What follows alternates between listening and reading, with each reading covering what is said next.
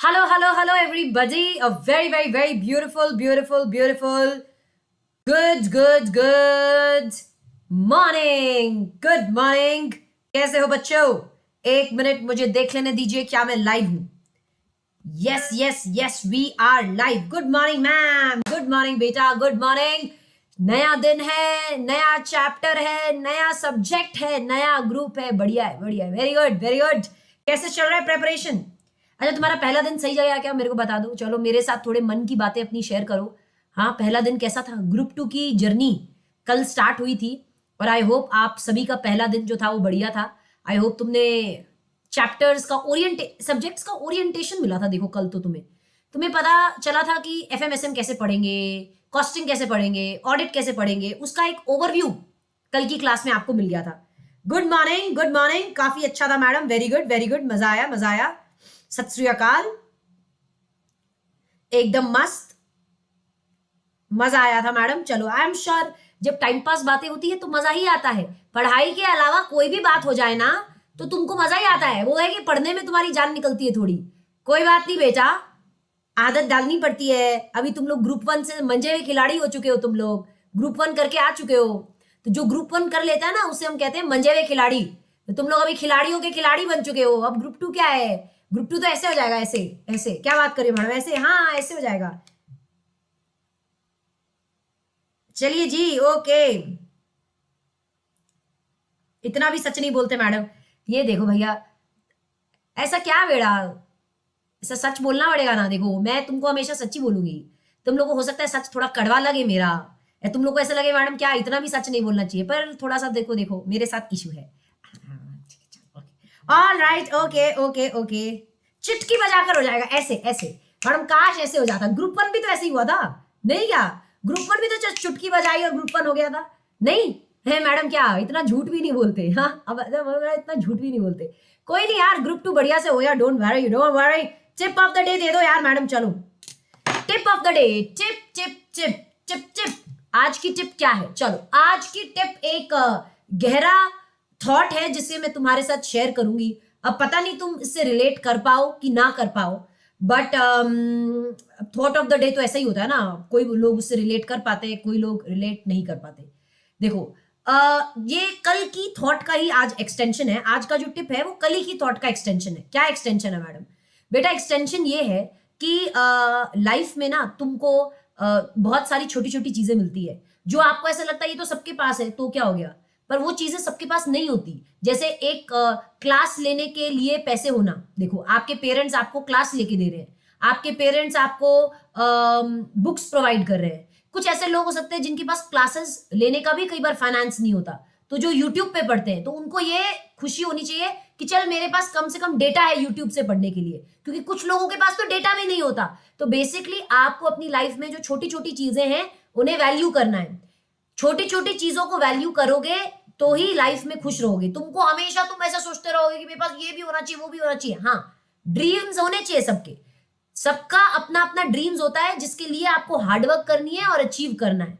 पर जो अभी एग्जिस्टिंग है उसे भी अप्रिशिएट करना है, क्योंकि हमेशा चीजों के पीछे भागते रहोगे तो जो चीज है ना आपके पास जो है उसे अप्रिशिएट नहीं कर पाओगे. ठीक है? तो छोटी छोटी स्मॉल चीजों को क्या करना है? अप्रिशिएट करना है. ओके मैडम, चलो, वेरी गुड. ओके बेटा, चलिए जी. चलो. क्या बोल रहे हैं? नमन है, मारूंगी तेरे को, मैं पीटूंगी. चलो आ जाओ. अच्छा, तुम लोग को एक बात बता दूं, थोड़ा सा अपना क्लास का जो टाइमिंग है वो मैंने एक्सटेंड किया है और आपका अब से 1.5 घंटा नहीं, 1 आवर 45 मिनट्स का क्लास होगा. 1 आवर 45 मिनट्स की आपकी क्लास रहेगी ऑडिट की.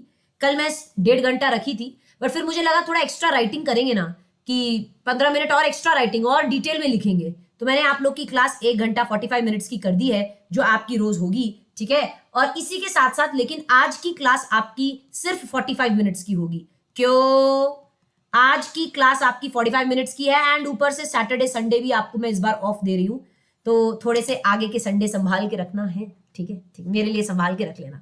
इस बार सैटरडे संडे ऑफ दिया जा रहा है क्योंकि बैच अभी स्टार्ट हुआ है और आज की क्लास बहुत ही छोटी है, 45 मिनट्स की है. और आज की क्लास के बाद तुम्हारा सैटरडे संडे आएगा जो भी ऑफ है, तो मंडे से फुल फ्लेजेड अपने इसमें करेंगे. 1 आवर 45 मिनट्स की क्लास होगी और इस हिसाब से पढ़ाई होगी, ठीक है। ओके चलिए, ओके मैडम तुम्हारा स्वभाव बदला बदला कैसे लग रहा है, ये ग्रुप 1 में तो ऐसा नहीं हुआ था।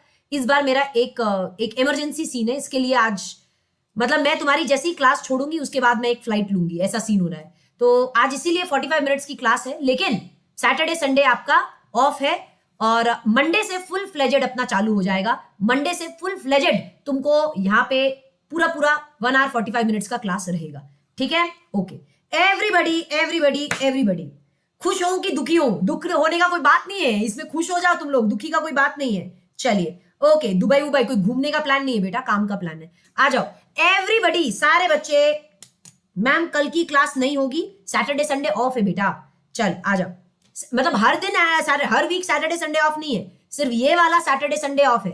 हर वीक हो सकता है संडे ऑफ मिले, सैटरडे ऑफ नहीं मिलेगा। चलो ओके ओके ओके, चलो एवरीबडी अब अपने क्या कर देंगे, अपने काम कर देंगे, नहीं रिकॉर्डिंग नहीं देंगे, अपने लाइव ही करेंगे सारी क्लास। सभी क्लासेस लाइव करने में मजा आता है। हाँ कभी कभी हो सकता है इमरजेंसी में आगे जाके मैं कभी कोई एक क्लास, कभी एक दो क्लास रिकॉर्डेड दूं, लेकिन अभी बैच स्टार्ट हुआ है, अभी कुछ रिकॉर्डेड नहीं, सब लाइव रहेंगे अपने। एवरीबडी एवरीबडी, सारे बच्चे आ जाओगे और इसी चीज पे हम आगे की पढ़ाई स्टार्ट करते हैं। और एवरीबडी एवरीबडी, आप लोग मेरे साथ सबसे पहले कल की क्लास में जो पढ़ा था उसे जल्दी जल्दी चीटो चीटो चीटो चीटो रिवाइज कर लो। चलो मेरे साथ सभी बच्चे रिवाइज करेंगे। आपने क्या पढ़ा था, व्हाट इज ऑडिट, चल बेटा आजा फटाफट रिवाइज कर। ऑडिट क्या होता है बेटा, ऑडिट एक इंडिपेंडेंट एग्जामिनेशन होता है। मतलब ऑडिटर तुम अपने स्किल्स को यूज करके, अपने नॉलेज को यूज करके, अपने जजमेंट को यूज के काम करना, किसी दूसरे की बात में आके काम मत कर लेना। आप क्या काम करने जा रहे हो, किसी भी एंटिटी के फाइनेंशियल स्टेटमेंट को एग्जामिन करने जा रहे हो। मैडम कौन सी एंटिटी, कौन सी विच एंटिटी बेटा, कोई भी एंटिटी हो सकती है। हो सकता है प्रॉफिट ओरिएंटेड हो सकता है ना हो सकता है बड़ी हो सकता है छोटी हो, उसका हो सकता है लीगल फॉर्म, कुछ भी हो, कंपनी, पार्टनरशिप, प्रोप्राइटरी, कुछ भी हो सकती है क्या। हाँ हर की ऑडिट होती है क्या, हाँ। अच्छा ये सब इतना तामझाम क्यों किया जाता है, क्योंकि ऑडिटर अपना ओपिनियन देता है किसमें, ऑडिट रिपोर्ट में, ठीक है। ओके चलिए स्टार्ट करते हैं बेटा आगे। ओके आपने क्या पढ़ा था, फाइनेंशियल स्टेटमेंट किसी को मिसलीड तो नहीं कर रहे, फाइनेंशियल स्टेटमेंट किसी को मिसलीड तो नहीं कर रहे, ये हम कैसे देखेंगे बेटा, जल्दी जल्दी बताओ क्या पॉइंट बोला था मैंने। फाइनेंशियल स्टेटमेंट किसी को बहका तो नहीं रहे, बहका मिसलीड तो नहीं कर रहे। ऑडिटर कैसे चेक करेगा, ऑडिटर यहां पे रखेगा बुक्स को और यहां पे रखेगा अकाउंट्स को। ऑडिटर सबसे पहले देखेगा अकाउंट्स कैसे बनने चाहिए, बुक्स की एंट्री के हिसाब से बनने चाहिए। अब एंट्री की बात आई गई है तो 2 पॉइंट एंट्री के ऊपर थे, कोई भी एंट्री बुक्स में से ओमिट नहीं होनी चाहिए, चेक करेगा ऑडिटर। और सभी एंट्रीज के पीछे सफिशिएंट अप्रोप्रिएट क्या होने चाहिए, एविडेंसेस होने चाहिए। तुमने सेल की एंट्री मारी, पीछे इनवॉइस होना चाहिए, परचेज की एंट्री मारी तो उसके डॉक्यूमेंट्स होने चाहिए। अच्छा अकाउंट्स में जो इन्फो होगी, कहता पूरे के पूरे अकाउंट्स अकाउंटिंग स्टैंडर्ड के हिसाब से बने हुए होने चाहिए, राइट। सारी चीजें प्रॉपर्ली क्लासिफाइड डिस्क्राइब्ड होनी चाहिए, कैसे, अकाउंटिंग स्टैंडर्ड के हिसाब से।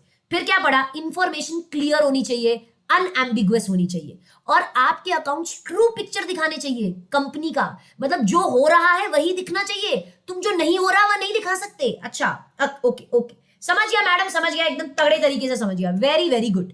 अब आओगे आप मेरे साथ और अब आप क्या पढ़ोगे, ऑब्जेक्टिव्स पढ़ोगे। अब ये जो इनडिसिप्लिनरी नेचर है इस पॉइंट को हम थोड़ी देर में पढ़ेंगे, पहले आप मेरे साथ ये लास्ट में पढ़ेंगे चपंडुस पॉइंट से। ये ऑब्जेक्टिव्स पढ़ोगे सबसे पहले। सबसे पहले सारे बच्चे आके मेरे साथ क्या पढ़ेंगे, मैडम ऑडिट करने का ऑब्जेक्टिव क्या होता है। लाइफ में कोई भी चीज तुम करते हो उसके पीछे कोई ना कोई ऑब्जेक्टिव होता है क्या। तुम आज सीए के कोर्स क्यों कर रहे हो, क्योंकि तुमको रुपया कमाना है, फ्यूचर में क्या कमाना है, रुपया। फ्यूचर में क्या चाहिए, रिस्पेक्ट। तो तुम उसको करने के लिए क्या कर रहे हो, तुम्हारा वो ऑब्जेक्टिव है। तो तुमको क्या करना है, आज पढ़ाई करनी है, इसीलिए तो तुम क्लास ले रहे हो, इसीलिए तो तुम पढ़ रहे हो। तो मैडम जब ऑडिटर एक कंपनी की ऑडिट करने जाता है तो ऑडिटर का उसके पीछे क्या ऑब्जेक्टिव होता है, what is the objective of the auditor. सारे बच्चे ध्यान से सुनना, ठीक है।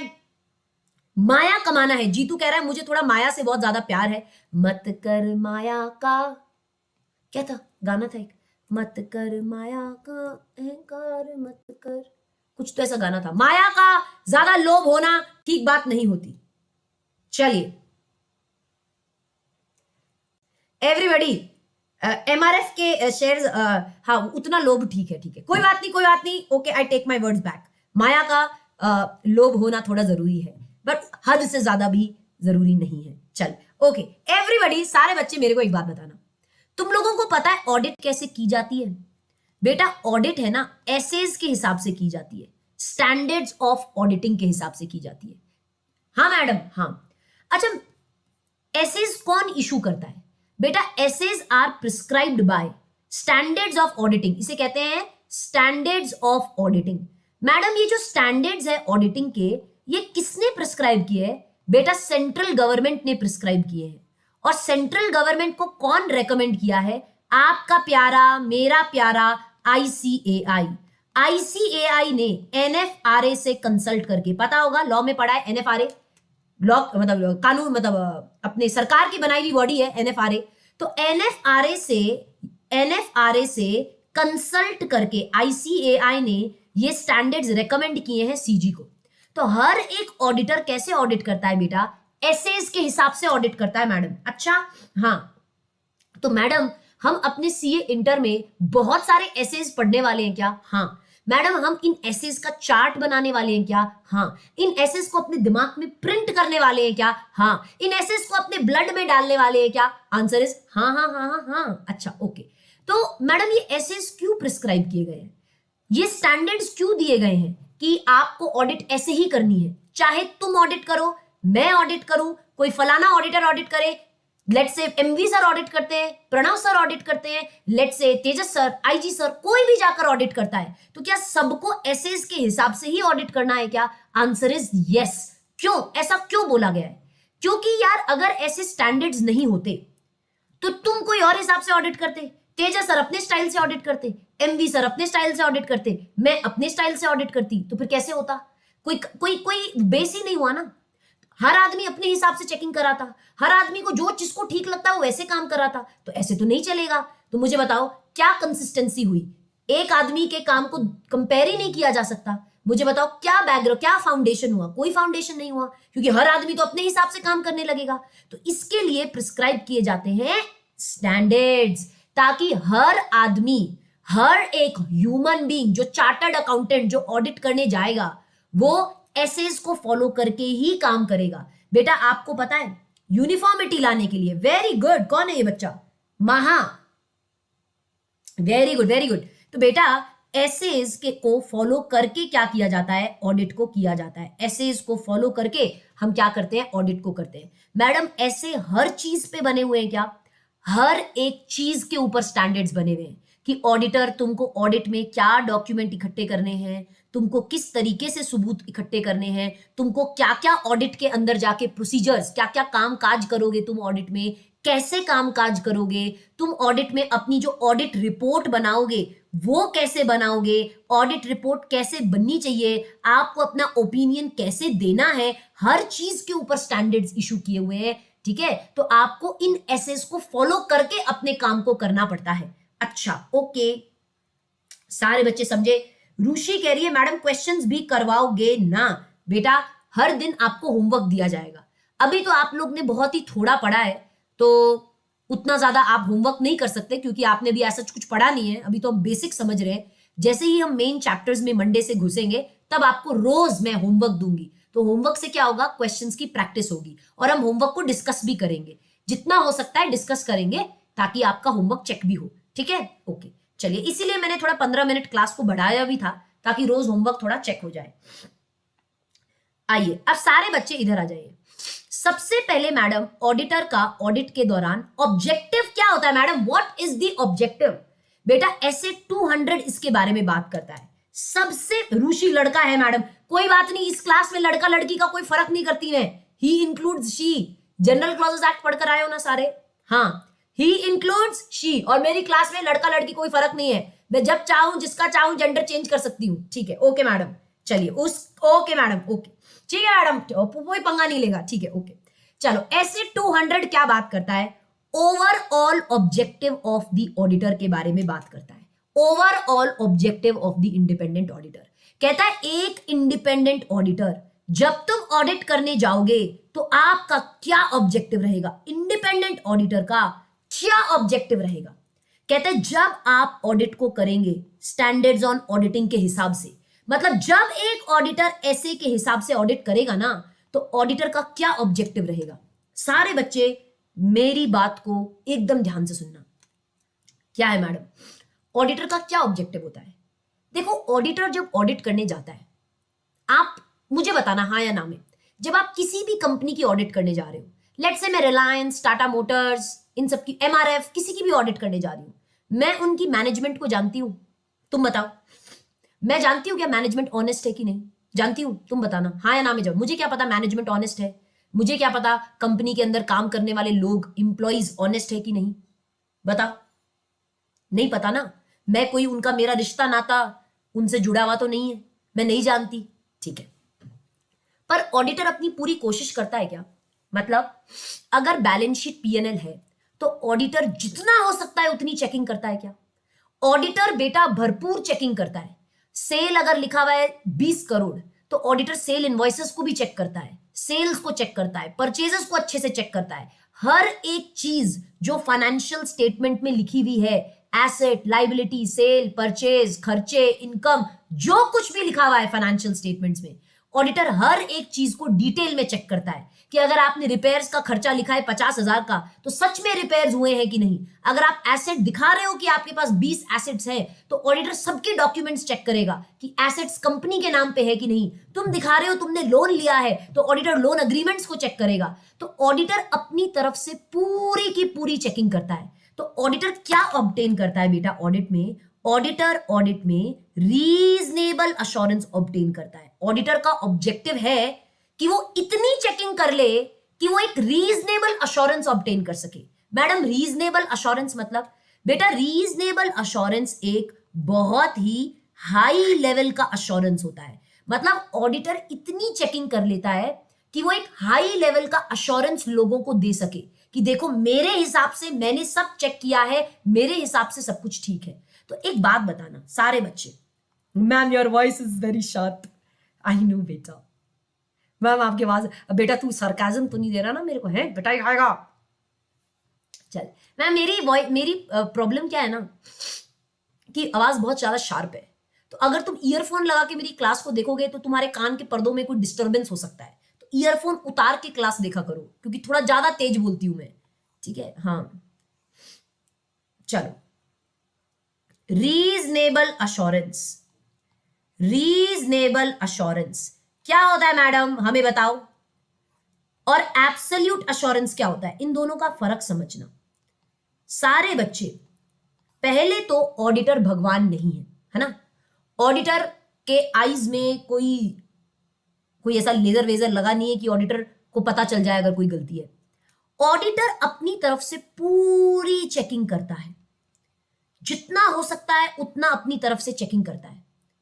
तो ऑडिटर जितना हो सकता है उतनी चेकिंग करता है, जितना हो सकता है।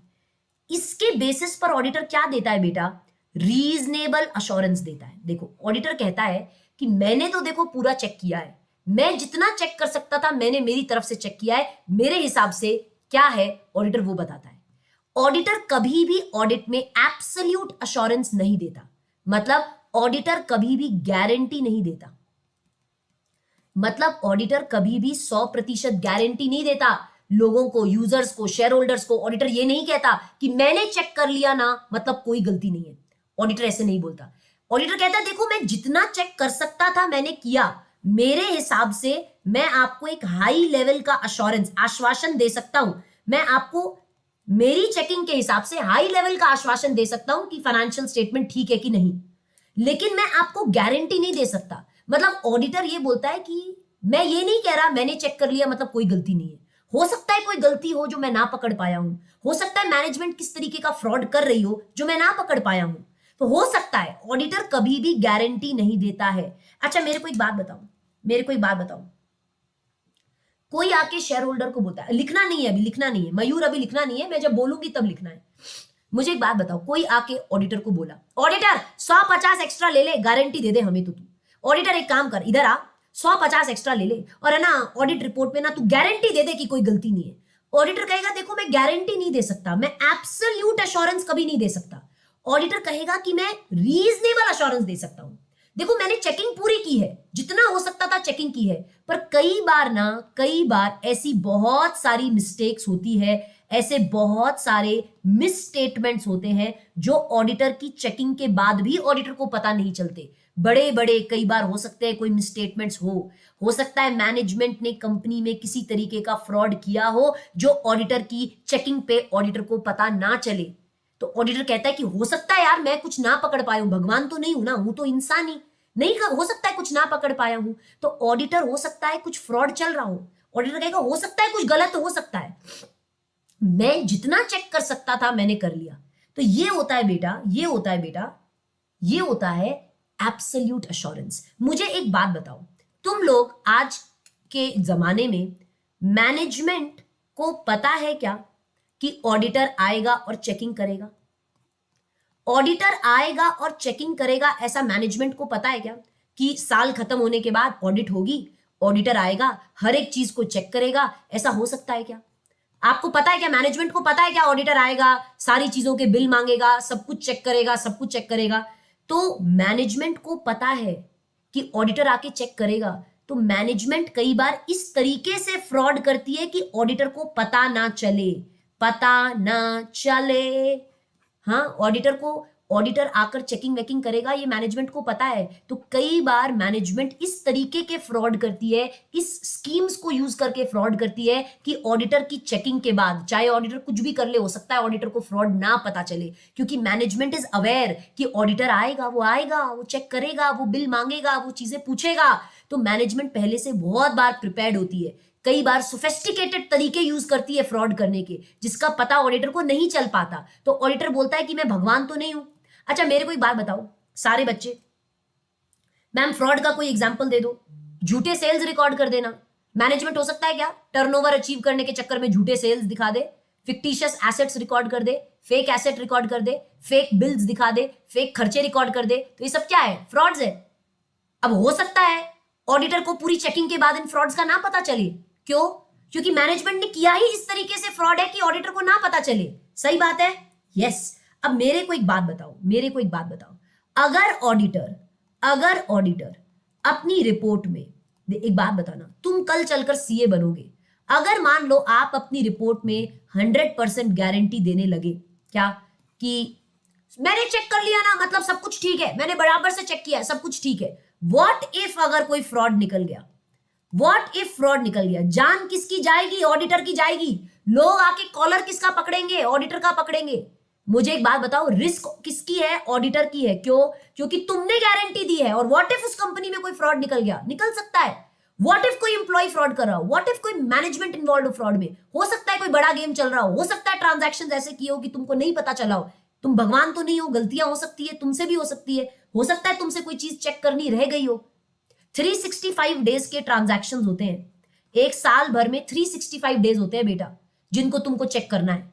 तो 365 डेज में से हो सकता है तुमसे कोई ट्रांजैक्शंस मिस हो जाए जो तुम चेक ना कर पाओ। What if? तो तुम गारंटी दे दोगे, लोग पत्थर किसके ऊपर फेंकेंगे? ईंट भी फेंक सकते हैं बेटा, तुम पे फेंकेंगे, क्योंकि लोगों का पैसा इन्वेस्ट हुआ है तुम्हारी रिपोर्ट के बेसिस पे। तो बेसिकली ऑडिटर ऑडिट में एब्सोल्यूट एश्योरेंस नहीं देता।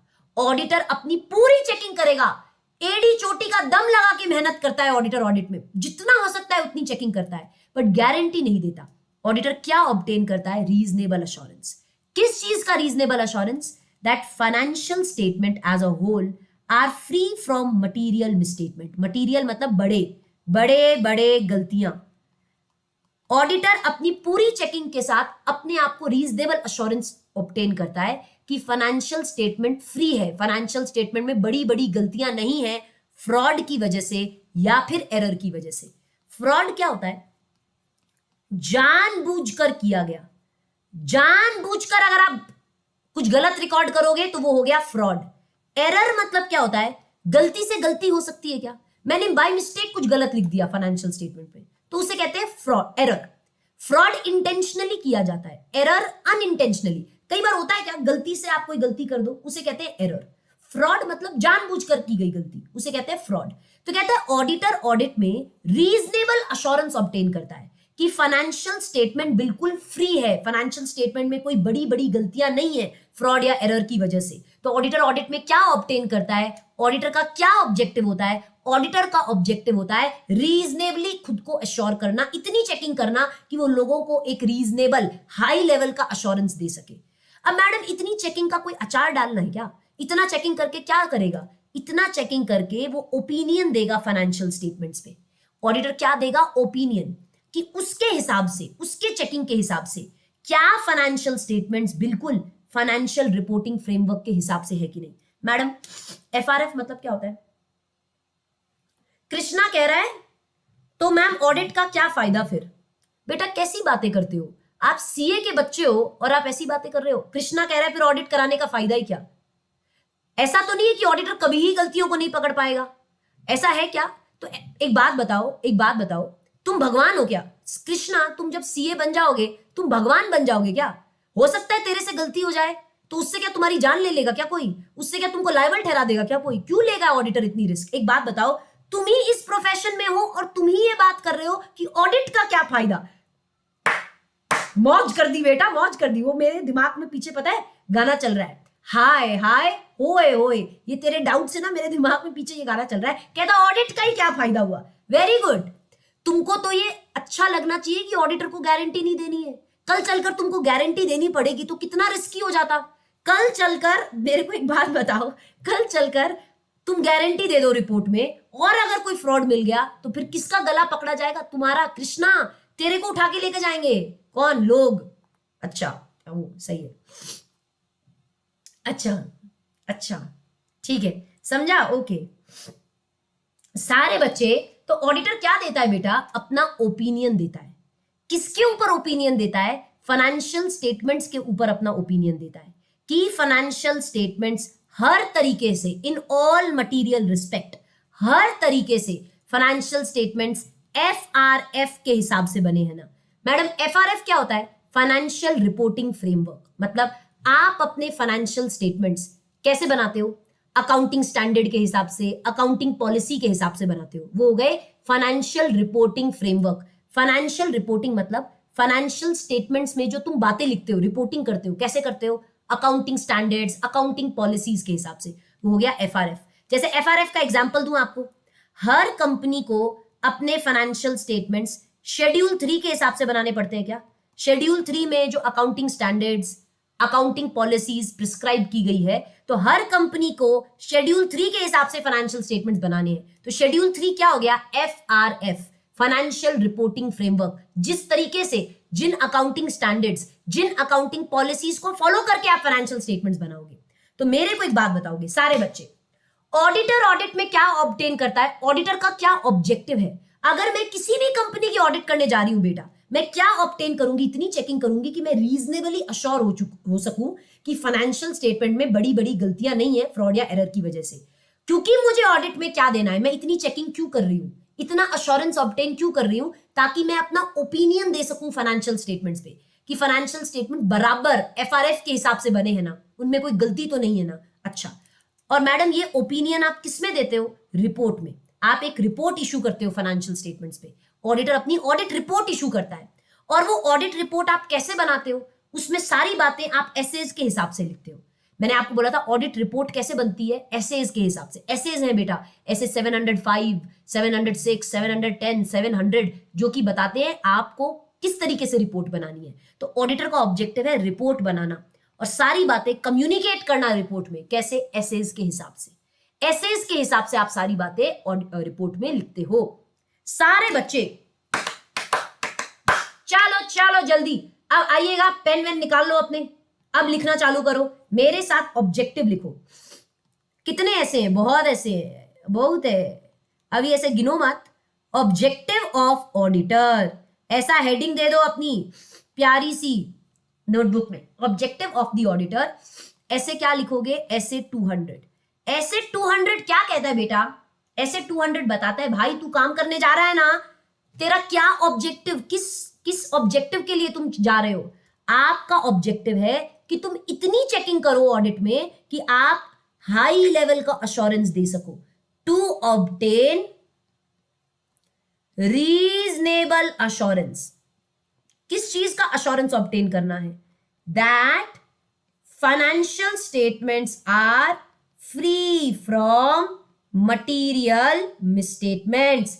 आपको इस चीज का आश्वासन, इतनी चेकिंग करो कि तुम आश्वासन ऑब्टेन कर सको कि कुछ गड़बड़ नहीं है, बड़े बड़े मटीरियल मिसस्टेटमेंट्स नहीं है। ओके, अब आश्वासन करके अचार तो नहीं डालना है, इतना अश्योरेंस ऑब्टेन करके आप क्या करते हो, ओपिनियन देते हो, ताकि आप अपना ओपिनियन दे सको। टू एक्सप्रेस ओपिनियन, ओपिनियन किस पे दे रहे हो, फाइनेंशियल स्टेटमेंट्स पे। किस चीज का ओपिनियन दे रहे हो, दैट फाइनेंशियल स्टेटमेंट्स बिल्कुल जैसे बनने चाहिए वैसे ही बने हैं, उस चीज पर ओपिनियन देते हो। That financial statements are as per FRF, मतलब जैसा रिपोर्टिंग फ्रेमवर्क कहता है, जिन अकाउंटिंग स्टैंडर्ड्स को फॉलो करना चाहिए था, जो अकाउंटिंग पॉलिसी फॉलो करनी चाहिए थी, वही फॉलो हुई है, कोई गलतियां नहीं है, इस चीज के ऊपर आप अपना ओपिनियन देते हो। ओपिनियन किस में देते हो, रिपोर्ट इशू करके, to report on financial statements. आप रिपोर्ट किस, ओपिनियन किस में दोगे, रिपोर्ट में। और रिपोर्ट कैसे बनाओगे, रिपोर्ट में सारी बातें कैसे लिखोगे, communicate as per SAs, communicate as per ऐसे। हो समझा मैडम, वेरी गुड बेटा, very very nice, very very proud of you.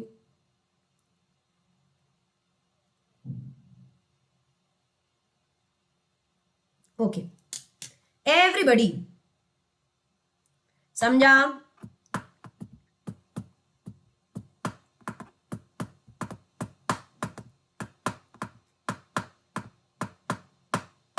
Everyone, very very good, very very nice.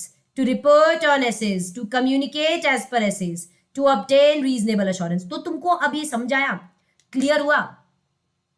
Devendra कह रहा है मैडम वीडियो ब्रेक हो रहा है। बेटा तेरा इंटरनेट खराब चल रहा है, मैं तो कहती हूँ लड़ाई कर ले, इंटरनेट सर्विस प्रोवाइडर को फोन कर और लड़ ले। बोल ये क्या तरीका है, मेरी क्लास रुकती है बीच में, वो भी यूट्यूब वाली रुकती है, ऐसे थोड़ी होता है। झगड़ लेना बेटा, रिफंड मांग लेना, सही कह रही हूं। चल मैम ये ऐसे का नंबर लर्न करना पड़ेगा क्या? हाँ, तुमको मैं लर्न करवा दूंगी, तुमको ऐसी ऐसी मेमोरी टेक्निक्स दूंगी जिससे लर्न हो जाएगा ऐसे नंबर, ठीक है? ओके, सारे बच्चे समझ गए क्या? Yes madam. मैम नया पेन ले आए? नहीं, पुराने वाले से ही लिख रही हूं, पर थोड़े पेशेंस के साथ लिख रही हूं तो अच्छा लिखा जा रहा है। अच्छा एवरीबडी, एवरीबडी सबको समझा? एवरीबडी समझ गया, वेरी नाइस। चलो तो रिपोर्ट कौन कह रहा है, मैडम रिपोर्ट और कम्युनिकेशन समझा दो। अक्षत, ऑडिटर ऑडिट करने के बाद ऑडिट रिपोर्ट इशू करता है, आपने पढ़ा है ना, आपने लॉ के अंदर भी पढ़ा होगा बेटा, चैप्टर 9 के अंदर पढ़ा नहीं था? फाइनेंशियल स्टेटमेंट के साथ ऑडिटर की रिपोर्ट भी अटैच होती है, तो उसी रिपोर्ट की बात हो रही है। ऑडिटर ऑडिट करने के खत्म करने के बाद अपना ओपिनियन किसमें देगा बेटा? ऐसे मुंह से बोल के ओपिनियन दे देगा क्या, मेरे हिसाब से ये ऐसा होगा? मुझे बता, मुंह से बोल के ओपिनियन देगा क्या अपना? लिखित ओपिनियन देगा, लिखित लिखित रिटन में अपना ओपिनियन देगा, तो वो क्या होती है, रिपोर्ट, ऑडिट रिपोर्ट। और रिपोर्ट कैसे बनाते हो, एसेज के हिसाब से बनाते हो। रिपोर्ट में सारी बातें जो लिखते हो, कम्युनिकेट करते हो, कैसे करते हो, एसेज के हिसाब से। अच्छा चलो, समझा मैडम, समझा मैडम, अच्छा वेरी गुड। मैम नेपाली में लिख के बताओ एक बार। हाँ जीतू, रुक जा, जीतू जवान लड़ा रहा है मेरे से। चल एवरीबडी, चलो एवरीबडी, अब आप मेरे साथ बात करोगे। अब ये बात ना तुमको एनालिसिस पढ़ने की जरूरत ही नहीं है। क्यों? क्योंकि मैंने तुमको एनालिसिस की सारी बात बता दी। ये कहता है पहली ऊपर वाली बात, ये जो तुम पढ़कर आए हो कि ऑडिटर रीजनेबली एश्योरेंस ऑब्टेन करता है that financial statement whether due to fraud are free from material misstatement. Auditor reasonably assurance obtain करता है कि फाइनेंशियल स्टेटमेंट में कोई भी मटीरियल, बड़े बड़े मिसस्टेटमेंट्स नहीं है फ्रॉड या एरर की वजह से। तो कहता है देखो, आओ सुनाएं एश्योरेंस की कहानी। रीजनेबल एश्योरेंस और एब्सोल्यूट एश्योरेंस में फर्क है, ये मैं आपको ऑलरेडी बता चुकी। एब्सोल्यूट एश्योरेंस एक तरीके से कंप्लीट एश्योरेंस होता है, मतलब गारंटी, 100% गारंटी होती है कि financial statements are free from material misstatements. Guarantee कोई भी दे सकता है कि आज की डेट में तुम्हारे पापा तुम्हारे लिए गारंटी दे सकते हैं क्या कि मेरा बेटा ठीक है? आज की डेट में तुम्हारी मम्मी गारंटी दे सकती है, तुम्हारे मम्मी पापा ही गारंटी खुद के बच्चों के लिए नहीं दे रहे, तो तुम किसी अनजान कंपनी के लिए 100% गारंटी देकर आ जाओगे कि financial statements are free from material misstatements? नको ना। तो उसे कहते हैं एब्सोल्यूट अश्योरेंस, गारंटी देना। रीजनेबल अश्योरेंस मतलब कंप्लीट अश्योरेंस नहीं होता। रीजनेबल अश्योरेंस कोई कंप्लीट गारंटी नहीं है, ये एक तरीके से हाई लेवल का अश्योरेंस होता है, ये कंप्लीट अश्योरेंस नहीं है। मतलब ऑडिटर कह रहा है, मैं मान लो मैंने पूरी चेकिंग की है, ऑडिटर कहता है मैं हाई लेवल का अश्योरेंस दे रहा हूं कि मेरे हिसाब से ठीक है, पर मैं गारंटी नहीं दे सकता कि मैंने चेक कर लिया तो मतलब कोई गलती नहीं मिल सकती, ऐसा नहीं हो सकता। कई बार ऑडिटर्स ऑडिट कर देते हैं और हो सकता है कंपनी में स्कैम चल रहा हो, होता है ऐसा। अच्छा, तो कहता है रीजनेबल अश्योरेंस एक बड़े हाई लेवल का अश्योरेंस है, क्योंकि मैंने बहुत चेकिंग की है, पर कंप्लीट गारंटी नहीं है, कंप्लीट अश्योरेंस नहीं है। अच्छा ओके, कहना दे दो। कहना देखो, ऑडिट जो आप करते हो ना, ऑडिटर जो आप ऑडिट करते हो, ऑडिटर बिल्कुल अपने कॉम्पिटेंस को यूज करके, मतलब अपनी पढ़ाई अपनी नॉलेज को यूज करके, अपने स्किल्स को यूज करके, स्टैंडर्ड्स ऑन ऑडिटिंग के हिसाब से, एसएस के हिसाब से ऑडिटर ऑडिट करता है। कहता है ऑडिट प्रोसीजर्स, जितने भी ऑडिटर ऑडिट में काम करता है सारे एसएस के हिसाब से करता है, जितने हो सकते हैं उतने सबूत वगैरह इकट्ठे करता है, ऑडिट एविडेंसेस ऑब्टेन करता है।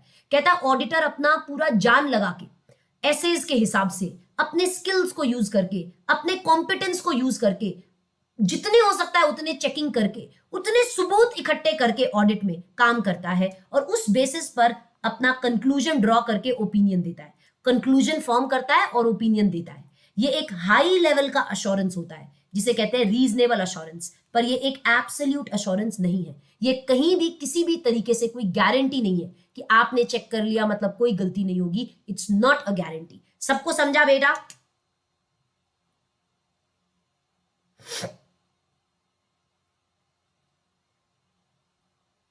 संदीप कह रहा है एब्सोल्यूट एश्योरेंस नहीं दी। अच्छा अब तू रुक, इस केस में तुझे क्या देना चाहिए था? इस केस में संदीप ने गलती की, इस केस में संदीप को एब्सोल्यूट एश्योरेंस देना चाहिए था, लेकिन इस गलती की माफी मैं सोचूंगी कि तुझे मिलेगी कि नहीं मिलेगी। रुक जा अभी, तू रुक, ठीक है? चल समझा? ओके समझा मैडम, ओके चलो। अब आप वही चीजें ऊपर लिखी हुई है जो आपने नीचे पढ़ी। क्या तुम लोग मुझे बताओ इसको क्या सजा देनी चाहिए? देखो तुम लोग का दोस्त है और ऐसी ऐसी बात करता है, तुम लोग मुझे बताओ क्या बोलना चाहिए ऐसे में? मैं तो क्या ही बोलूं, तुमसे पूछ के ही बोलूंगी ना। बताओ, इधर आओ एवरीबडी, इधर आ जाओ। तो basically miss statements in financial statements हो सकते हैं, कहता फ्रॉड एरर की वजह से या दोनों की वजह से ही कई बार गलतियां हो सकती है।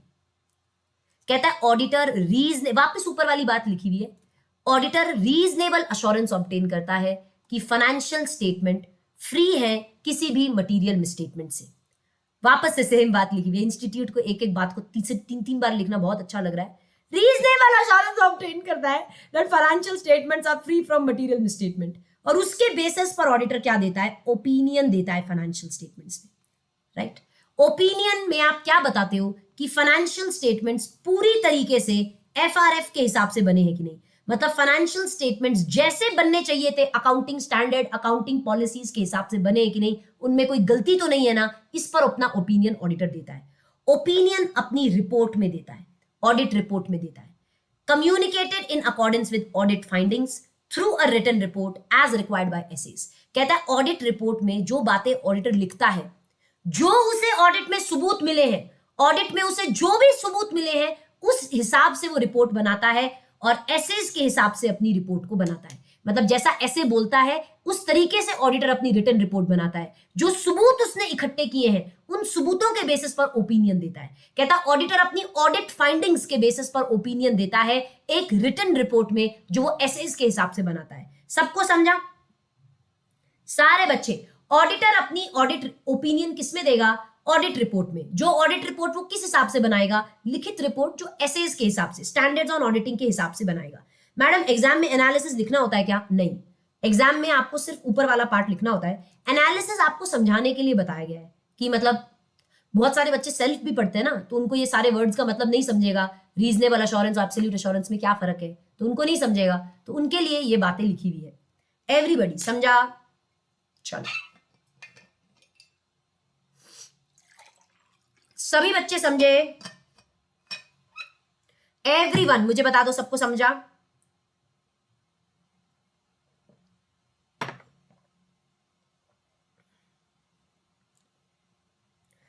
मैम जो बुक में हाईलाइट कर रही है उसे हाईलाइट करना है क्या? नहीं नहीं, मैं बता दूंगी आपको कहां हाईलाइट करना है। जब मैं लिखवाऊंगी ना बेटा नोट्स में, वहां पे आपको हाईलाइट, जैसे मैंने यहाँ पे देखो यहाँ पे हाईलाइट किया था, तो जो मैं नोट्स में हाईलाइट करती हूँ वो कर लिया करो तुम लोग। और थोड़े रंग बिरंगे कलर्स ले आओ, वैसे भी तुम्हारी लाइफ में कलर्स तो नहीं है, तो रंग अपनी नोटबुक में ही डाल लो। जब लाइफ में रंग ना हो तो नोटबुक में रंग डाल लेने चाहिए। वाह, ओके ठीक है, चलिए सबको समझा? ओके मैडम ब्रेक दे दो 5 मिनट का। संदीप पिटाई खा ले, है खा ले पिटाई, वैसे ही 6 मिनट में क्लास खत्म होने वाली है। एवरीबडी चलो सबको समझ गया? ओके तो मैडम मैडम मैडम सारे बच्चे ऑब्जेक्टिव ऑफ ऑडिट समझ गए हैं? ऑब्जेक्टिव ऑफ ऑडिट मेरे साथ रिपीट कर दो। ऑडिट करने का क्या ऑब्जेक्टिव होता है? ऐसे 200 कहते हैं ऑडिट करने का ऑब्जेक्टिव। ऑडिटर क्या सोचकर ऑब्जेक्टिव करेगा कि मैं इतनी चेकिंग करूं कि मैं रीजनेबल अश्योरेंस ऑब्टेन कर सकूं, ताकि मैं मेरा ओपिनियन दे सकूं। किस में? रिपोर्ट में। रिपोर्ट कैसे बनाऊंगा? लिखित में, एसेस के हिसाब से। ठीक है, ओके। स्कोप ऑफ ऑडिट क्या होता है?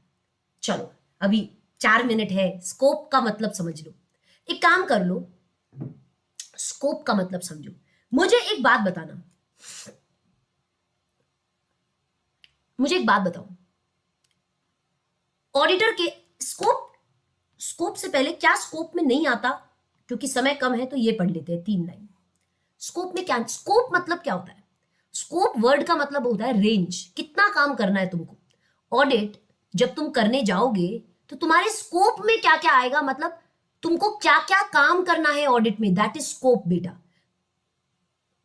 स्कोप मतलब जब तुम ऑडिट करने जाते हो तो किस दायरे में रह के तुम्हें काम करना है, क्या क्या चीजों को चेक करना है, उसे कहते हैं स्कोप। अच्छा, स्कोप में क्या आता है वो तो हम अपनी नेक्स्ट क्लास में मंडे को पढ़ेंगे। स्कोप में क्या नहीं आता वो जान लो पहले। स्कोप में क्या नहीं आता, सबसे पहले तो मैं एक बात बता दूं तुमको, ऑडिटर को कोई भी ऐसा काम नहीं करना जो उसके कॉम्पिटेंस के बाहर का काम हो। मतलब एग्जाम्पल देती हूं मैं तुमको। पहले मेरे को एक बात बताओ, तुम एज एन ऑडिटर, इधर आ जाओ सुन लो मेरे को, तुम एज एन ऑडिटर मुझे एक बात बताओ, तुम इतने होशियार हो क्या, या तुमने ये चीज की पढ़ाई की है क्या कि किसी एसेट को देख के बता दो कि वो एसेट अब और कितने साल चलेगा, या किसी पर्टिकुलर बिल्डिंग को देखकर बता दो कि इस बिल्डिंग की सिचुएशन कैसी है, या इस बिल्डिंग की कंडीशन कैसी है, या ये एसेट की कंडीशन कैसी है, ये एसेट और कितने दिन की इस लाइफ है इस एसेट की, बता सकते हो क्या? तुम इंजीनियर हो क्या? अरे ऑडिटर हो तुम, इंजीनियर नहीं हो। तो कहता है ऑडिटर आप ना ऐसा कोई ड्यूटी करो मत जो आपके कॉम्पिटेंस का काम ही नहीं हो। ऑडिटर ये एसेट और कितने साल चलेगा तुम बता सकते हो क्या? नहीं बता सकते। तो कहता है auditor is not expected to perform duties.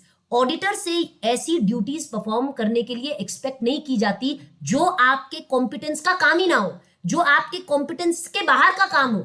मतलब तुमसे अगर कोई पूछेगा कि बताओ ऑडिटर इस फिक्स्ड एसेट की कितनी लाइफ है, या इस सिविल स्ट्रक्चर की कितनी लाइफ है, तुम बता सकते हो क्या? नहीं, तुम इंजीनियर नहीं हो। तो तुम ऐसा काम करो ही मत जो तुम्हारे कॉम्पिटेंस लेवल में फॉलो ही नहीं करता, जो आउटसाइड योर कॉम्पिटेंस हो। एक तो ये। दूसरा मुझे एक बात बताओ, तुम दया दरवाजा तोड़ो हो क्या? ऑडिटर कोई इन्वेस्टिगेशन पे निकला हुआ है क्या? कहता ऑडिट कोई ऑफिशियल इन्वेस्टिगेशन नहीं है गलत कामों की। तुम कोई गलत कामों की इन्वेस्टिगेशन के लिए नहीं गए। तुम जाके कंपनी में ये नहीं कह सकते अपने टीम वालों को, चलो फॉलो मी, इसको तोड़ो, उस अलमारी को खोलो, फलाने ड्रॉर को खोलो, मैनेजमेंट हटो यहां से, मैं ये खोलूंगा। ये सब कर सकते हो क्या? नहीं कर सकते। क्यों? क्योंकि तुम कोई गलत काम को पकड़ने के लिए कोई इन्वेस्टिगेशन के ऊपर नहीं गए हो। दया दरवाजा तोड़ो नहीं हो सकता, तुम्हारे पास कोई लीगल पावर नहीं होता सर्च का। तुम ऐसे नहीं कह सकते खोलो खोलो खोलो, वो चाहिए मेरे को, खोलो वो डॉक्यूमेंट चाहिए मेरे को, ऐसा नहीं कर सकते। You have no legal power of search. आप ऐसे कह सकते हो मैनेजमेंट डॉक्यूमेंट दे दो, मैनेजमेंट दे दो ना, मैनेजमेंट वो डॉक्यूमेंट दे दो ना, मांग सकते हो, रिक्वेस्ट कर सकते हो। सर्च वगैरह करने का पावर नहीं होता।